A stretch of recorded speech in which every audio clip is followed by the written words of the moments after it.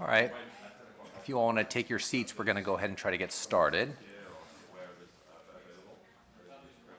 I wanted to welcome back all the folks who were able to be here yesterday. Hope you enjoyed the reception last night. And for folks who might be new, welcome to our wonderful conversation for the Creativity and Education Summit. I'm going to ask you to do a very quick activity as we warm up. We've been talking a lot about creativity. I'd love for us to all be creative for just a moment. And so if we can get the slide up, there we go. I put a piece of paper in front of you on your desks. If you can just take a few moments to doodle or sketch what you think a school might look like in the year 2123. So 100 years from now, what might a school look like? And just doodle it. Like, you're not going to turn this in. You can do anything that you want, but quickly just doodle. I'm going to give you like 30 seconds, doodle what a school might look like.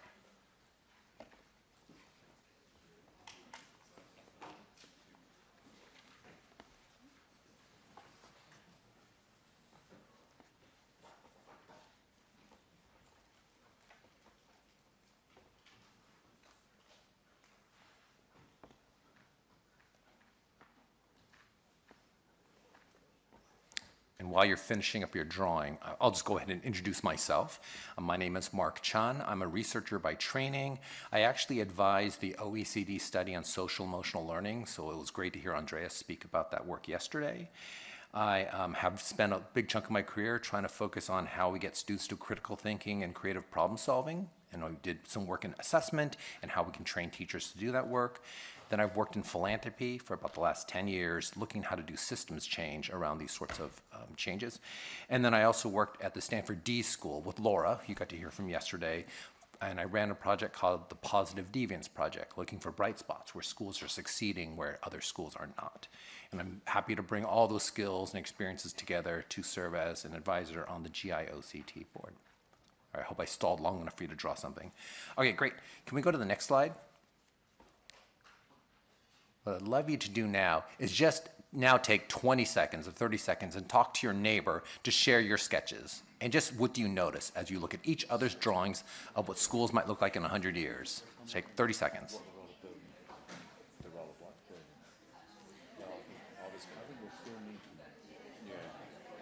Well, with a bit of luck, they'll be a bit more flexible. So, I mean, you know, the terrible thing about schools is that they're empty so much of the time. And I think that a more flexible way of thinking, more flexible in that space, and that space is what technology is going to be. In 100 years' time, I don't think it'll happen running its budget.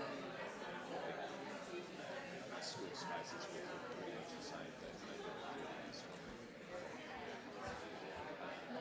You can press this. Oh, I can do that? Okay, thank you. But it will just be taken over by a robot overlords. It'll be the end of it. A Russian bot. Yeah.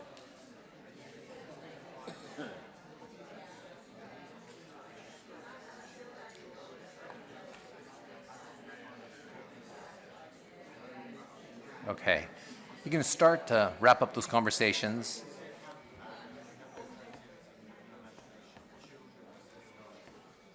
Okay, so in 1899, there was a request to artists to draw what they thought schools might look like 100 years from then. So what schools might look like in the year 2000. And one of the artists, Jean-Marc Cote. Everyone yesterday was apologizing for their English, and I'm apologizing for my terrible French, but and Marc is that's my name. But Jean-Marc Cote drew what he thought schools might look like in the year 2000, so projecting 100 years into the future. And here was his image. Oopsie. Oh, shoot. I went too far. Can you go back? There. That was his drawing of what schools might look like 100 years in the future in the year 2000. All right. Now, take 10 seconds, look at this image, think about what you drew, and I'd love just to hear from 3 folks. Just reflect on how we are able to or not able to predict what schools might look like in the future. What do you notice? And just like 3 people really quickly. If you would say something about connected, what do you mean? Well, they're connected to each other, they're connected to information. Okay. And I think Yeah, you want to use your microphone? That way folks on Zoom can hear you. Yeah, thank you. No, thank you. Nick to Earth, can you hear me? Yep. I think the theme that I see there is connection and connected. They're connected to each other, they're connected to the teacher, they're connected to knowledge. I have a t-shirt that says, I love art, because Seth Godin said to me once that art is what we call it when what we do connects us. And I think it's all about connection. Wonderful, thank you. Anyone else? Yeah, please. I see it as a kind of a depressing picture of just a passive, they're just passive recipients of knowledge that's being fed in via a machine. So there's, I don't see it as, I'm afraid, Nick, I don't see it's connected at all. I see it as sort of passive and individual recipients of drop. Yeah, I mean, it looks like a traditional school. It looks like kids in rows, and there's a teacher who's the master, who's somehow cranking the information. Just one more comment, anyone? Yeah.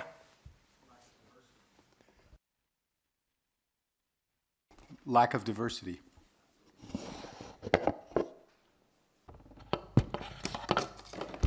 Well, this is a picture of Total Recall, right? I mean, that's all that's going on here. This is not a very nice image at all. All right. Thank you for engaging in this moment of creativity. I hope the drawings that you drew were more inspirational, and I hope this is something that we can keep thinking about today.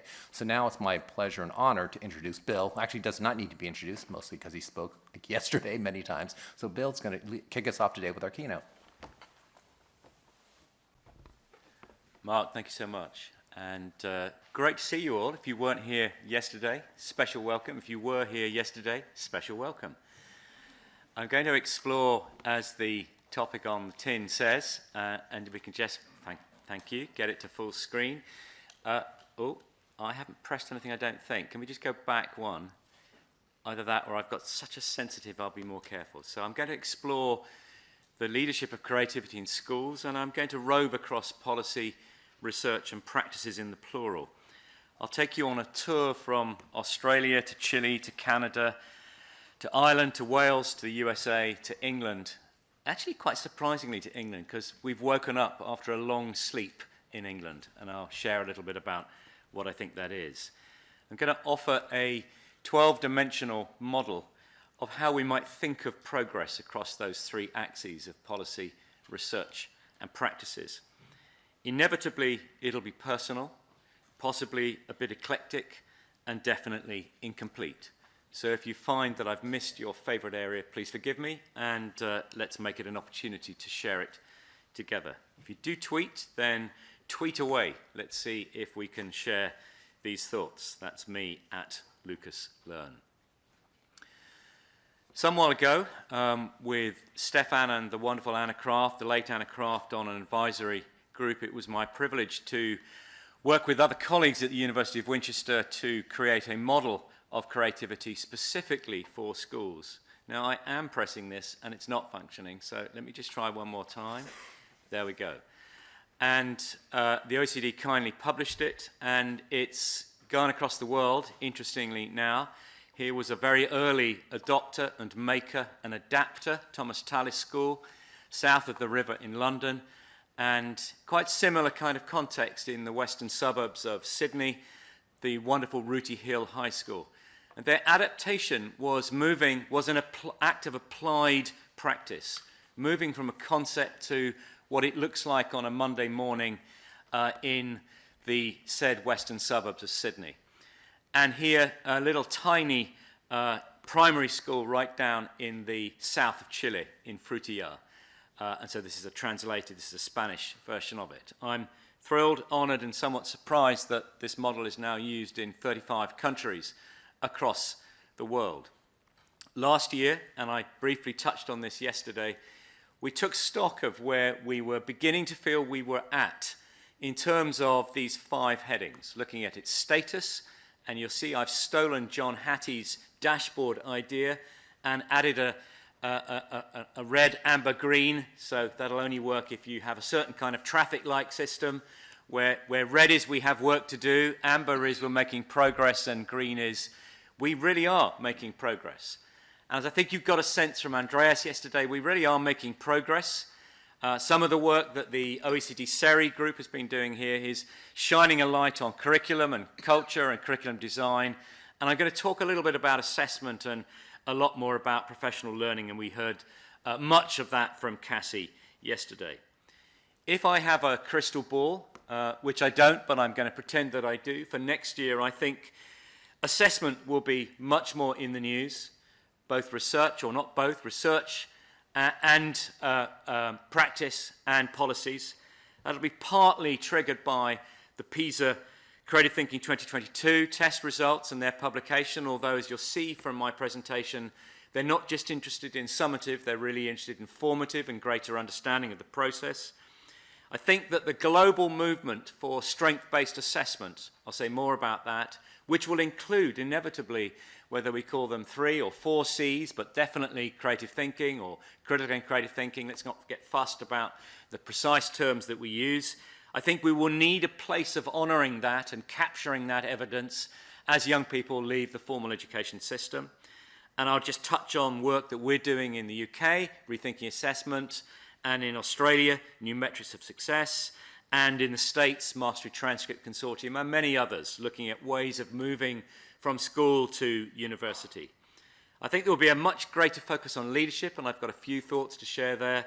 And I think there will be a much greater interest in systematic, intentional professional learning, of which many of us, I think, are passionately part of that process.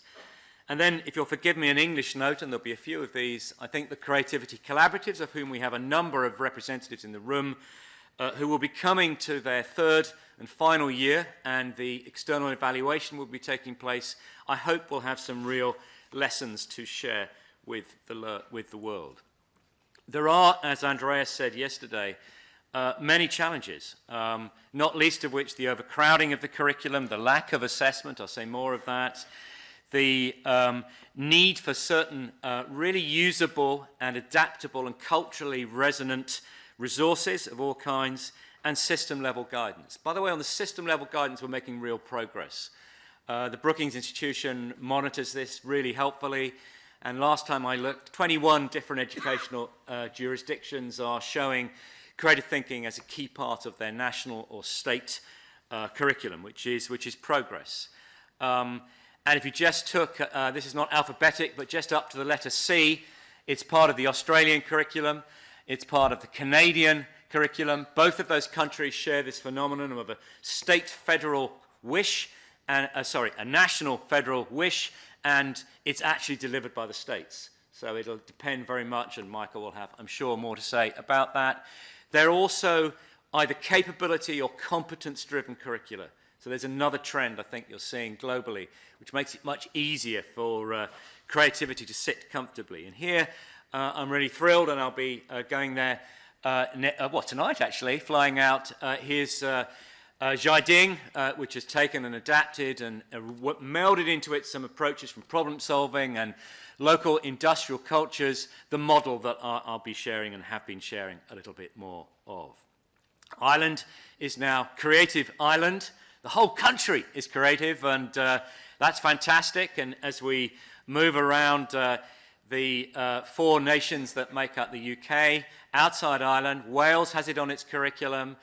It's been on the Scottish curriculum for a while, and if Chun were here today, you heard her yesterday, more than 700 schools now, as part of the Welsh curriculum, are using this model and are becoming increasingly confident and proficient.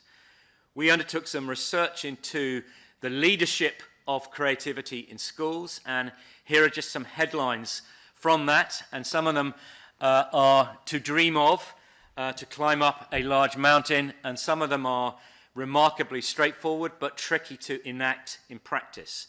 I'll toggle my way through a number of those as we go through. That research is, and almost everything is free to air, so if you are capturing it, you can just get it from those lovely folk at Google. One thing I think we're noticing is that the style of professional learning and leadership has to be different. It has to move between the abstract and the specific. It has to, it's complicated. There are many interrelated parts, so it's almost impossible to do this without some kind of theory of change, and I'll come back to that. Here is my attempt to find a model. It's unashamedly, it's not binary in terms of opposites, and it is unashamedly a suggested route map or some dimensions against which one might chart progress. It's not meant to beat anybody up. It's meant to be an appreciative inquiry or indeed a positive deviance, as Marc was suggesting, tool. So I'd love you to be thinking, who is, and then complete the sentence, any one of these 12 areas, who's shining here? Where are the bright spots in each of these dimensions? And I'm going to walk you through some examples, some from England, some from across the world, just to exemplify what I'm thinking about here. If we take status, I think the big show in town next year will be PISA, and I love the way that the PISA group is thinking not just about the inevitable summative rankings, although one can disaggregate and look more multidimensionally at them, but the formative processes that they will embody. How we can actively use this in the classroom, in the staff room, in the corridors, in the school grounds. And I hope there will be some really useful learning from the Durham Commission's primary recommendation, which was to create 8 creativity collaboratives. You can see, somewhat inaccurately, they're distributed across the UK, in fact, sorry, England, from Cornwall in the southwest up to the northeast, and we've got colleagues from there here today. I think increasingly there will be developments in terms of the language and modelling of creativity in schools. Here on the left is a nice development that my colleagues at the University of Winchester Creativity Collaborative have made, capturing not just the habits, but 3 elements of effectively the design thinking process as part of that.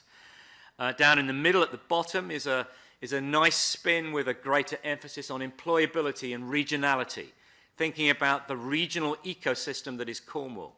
And then in the top right, this comes from the northeast, from the work of Nia and colleagues. Nia is here, and creativity, culture and education, beginning to also think about the branding of this. You can see this is a communication tool. It's on the website. It's in homeschool communications. We talked about parents yesterday. These little icons begin to be symbolically, interestingly useful as we make this clearer.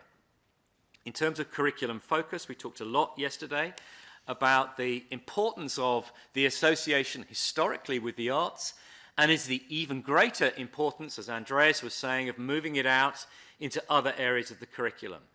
This particular example comes from the state of Alberta in Canada, where the policymakers have mapped across, again, a capabilities or competency-based curriculum, mapped maths against creativity and innovation.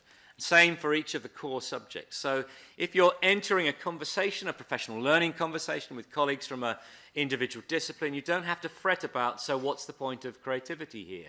Because the high level has been done. But neither do you need to feel that it's being done to you as a teacher, because it's just the framework. It's, if you like, leaving an appropriate subsidiarity to operate at the classroom at the professional level. Here, and we've got Naomi Lord in the room with us, here up in Bolton, a nice example of how you can start from young people's interests. And this draws from a website called Creativity Exchange, which we've developed to make a place where teaching resources can sit and be used and be accessed. And Naomi's very active on Twitter, so you can always follow her great energy and see what she's up to.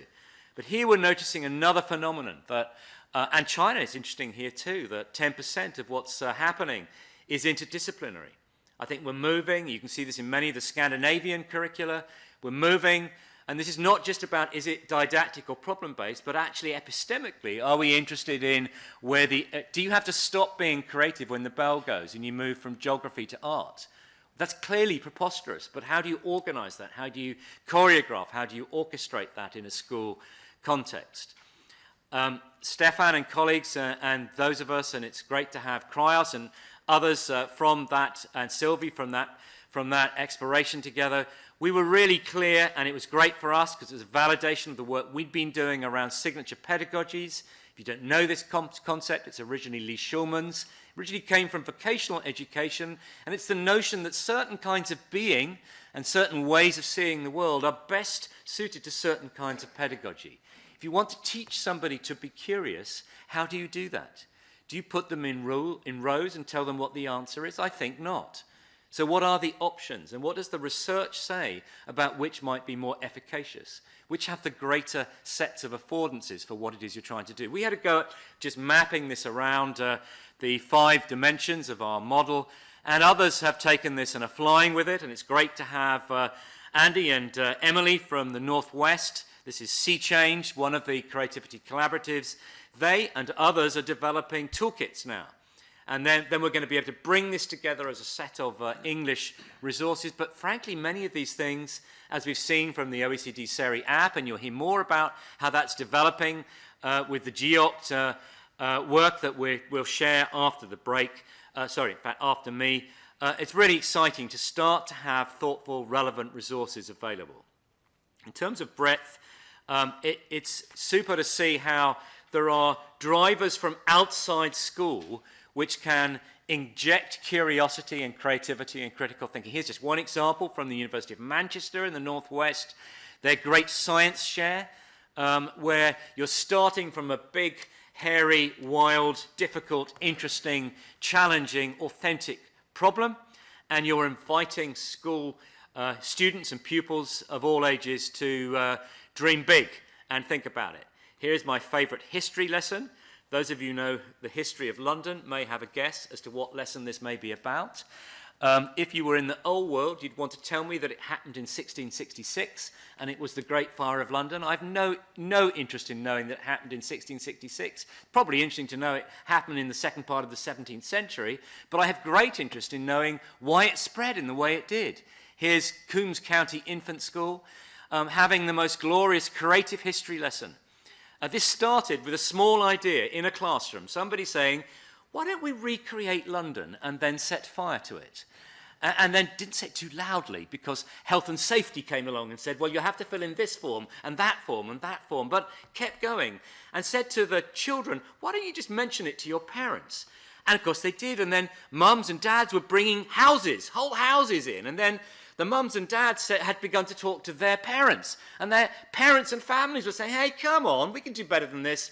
And so the whole of London virtually is recreated in the school grounds, and just at the moment they're about to set fire of it, a small voice can be heard saying, hang on, have we got this in the right orientation? Which way was the wind blowing?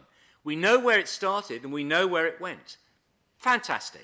Creative thinking of the highest order, history, lessons that will be memorable for life. And it is, we're talking about lifelong creativity, are we not?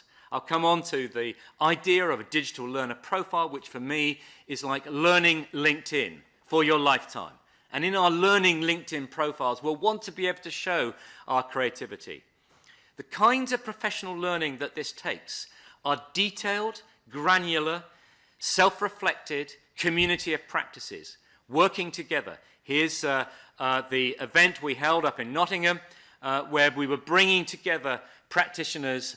It's vertical, it's horizontal, it's not just those working within the institution, it's often partnered with higher education institutions. In the way that we've got James Biddulph here from the University of Cambridge's primary school with a really close relationship with Cambridge, not a collaborative, but could be, and I hope will be. James has already been telling me exciting developments that he has.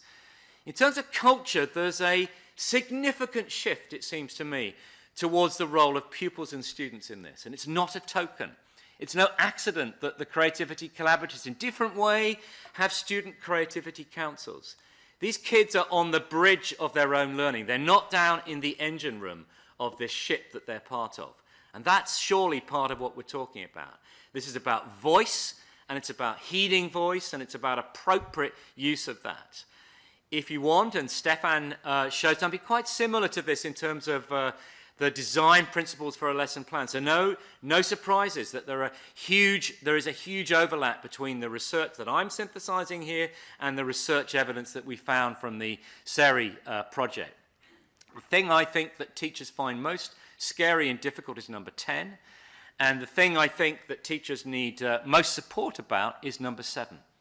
Because understanding the creative processes is the first step in being able to make them visible. So for me, that's going to be a key element of the kind of brilliant work that Cassie and colleagues have been doing here.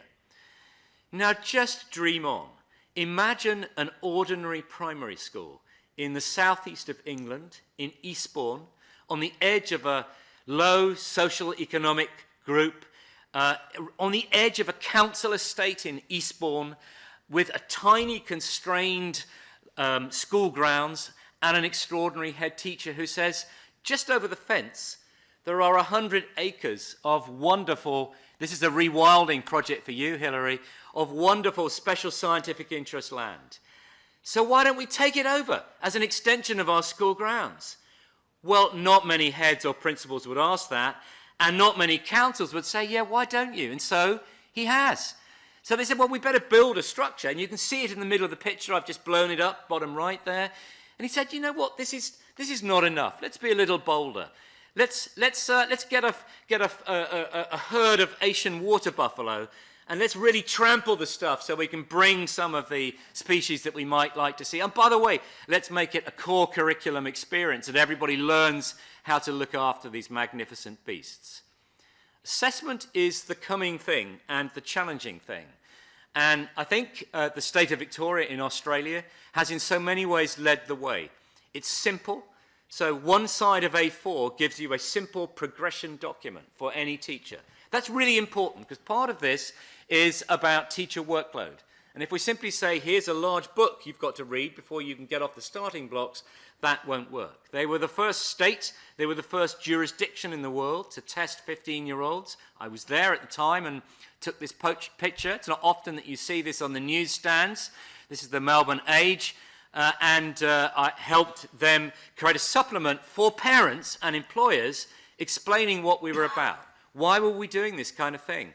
And of course, if you look, and Andreas said this yesterday, and this was supported too by Stefan, this is the kind of thing that routinely, creative thinking, critical thinking, being able to work with others from different cultures, these are routinely in communication, these are routinely the kind of things that parents and employers want. We know how to do this. Now, that doesn't mean that there is a level of confidence that we need, but we know a lot about how we can evidence dispositions like creativity. I've just grouped these around things that students can do, things that teachers can do, things that are more authentic that you might see. This is a lot of this kind of work is widespread, and certainly the high-tech high example is brilliant here. Much of the expeditionary learning movement in the States is doing this kind of thing. And there's a whole suite of online digital opportunities that you could be using. Here's just some work I've been doing in Perth, in a cluster of schools in Western Australia. We've been playing around with different visualizations. I love that task Marc gave us at the beginning of the lesson, although I was depressed by the result, I have to say. But let's keep our optimistic specs on. And here you can just see a challenge too to the myth that very small children can't assess their own progress. Absolute. Well, the technical, I'm going to use a rude word there. I won't, because we're on Zoom line. But it's silly. It's preposterous. They can. They actually love complex words, providing they understand it too. They were using a cartoon frame to reflect on their progress. Here is a simplified version of our model that form the basis of an intervention study, very small scale, we've just completed with our friends, the Australian Council for Educational Research, their UK arm as our evaluators, looking at how we can map the kind of work that's happened in Victoria onto the English national curriculum across core subjects, and whether or not, our question is, can you persuade a teaching profession to have a go and to do this with some efficacy? And the answer is yes, and yes-ish, because of course there are lots of pressures on colleagues. I think, and this is where the kind of note I want to end on, I think that we are moving into a wholly different view of the purpose of assessment. If we're moving away from the purpose of education somehow, as my 2D, 3D world slide showed yesterday about the memorization of stuff, we're now moving into a world where learners will be the curators of their own achievements. And here's a lovely example from Big Picture in Australia, working very closely with the University of Melbourne. And here's a report that we recently published at Rethinking Assessment. And here's our own draft learner profile, which you'll see we've moved from 4 to 3 C's. So there's your creativity, a visual, and you click through and you get to testimonials and evidence and artifacts. I love that idea that Hilary was floating about assessment through artifacts. Surely we need to get back to that. It's what apprenticeship was all about, and process, because sometimes the artifact will be a process artifact. And sometimes, as we know from creativity, it'll happen within us. Sometimes there will be a product, sometimes there won't. You'll have to have been noticing really carefully or eavesdropping on that conversation. 2 reports recently, policy reports you may have noticed in England, we may not because we're a tiny country and we very foolishly left the wonderful European Union. But our policy efforts are proceeding at great speed because we have a general election coming up. And both of these documents talking about strength-based assessment, the injection of a much broader curriculum and creativity, and the arts being at their heart. We need to integrate all of this into this complicated world, and the image I'm using is of a split screen. On the one hand, this is not my friend asking me about knowledge or domain specificity. It's not either we want fantastic engineers or we want creatives, or we want to be really good at English or we want creative thinkers. It's not about that. It's about thinking like a scientist or thinking like a mathematician or thinking like somebody who's exercising their creativity. And that's a key skill. We've got to have both the conventional syllabus and these things that we're working at together as a group. So the leadership challenge is not inconsiderable. And we're discovering that what's been widely known in many of the philanthropic colleagues that I work with, you really can't get off the starting block. You certainly can't get any money unless you're prepared to articulate a theory of change. This is now web and weft norm for a school leader. If you want to do this, you need to reverse engineer from your desired state. That's exactly where Stefan was taking us yesterday. And here's an example on the left from Creativity Northwest, and from the right, a humanized version of it, where everybody sees that they're on a change journey. This is work from the Northeast in Newcastle and the very big space around it. Mentioned this report. And it's my pleasure and privilege with colleagues, 2 of whom are in the room actually Chan was in the room yesterday, to have developed a professional learning resource which we hope, accompanied with a website, is really going to help add something back into this field. Now, we're working increasingly closely with GEOCT, and I think in 2024, those kinds of partnerships are going to be the hallmark of what the Global Institute is doing. Finding those bright spots in different countries across the world, finding the kind of coordination that we need, using this kind of sharper, not necessarily this model, but sharper, more precise thinking to guide progress.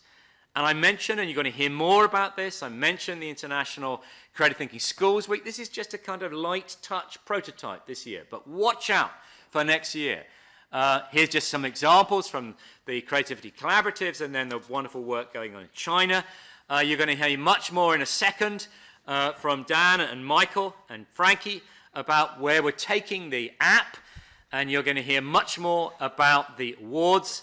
Just worth saying at this stage that we're thrilled and humbled that Andreas Schleicher will chair the awards committee, and that I said yesterday that we're still assembling this group.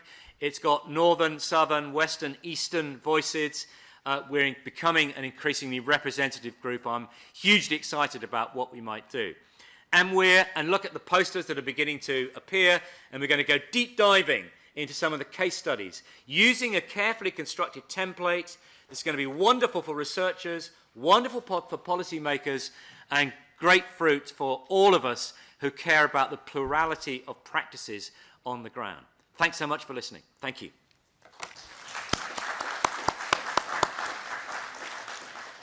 Thanks so much, Bill. And now I'm going to hand the moderator bell over to Michael Anderson. Thanks, Marc. I'm looking forward to using the bell. If everyone wants to just have maybe 30 seconds, a minute, to have a chat to the person beside them about 2 things that they are going to respond to out of what Bill said. So it might be to go and get a report, it might be to send something to a colleague, anything like that. What's the action that you're going to take based on what Bill talked about just there? So just have a chat to the person beside you. We'll come back in about a minute. And I might get the next panel to come up and join me while we're doing that.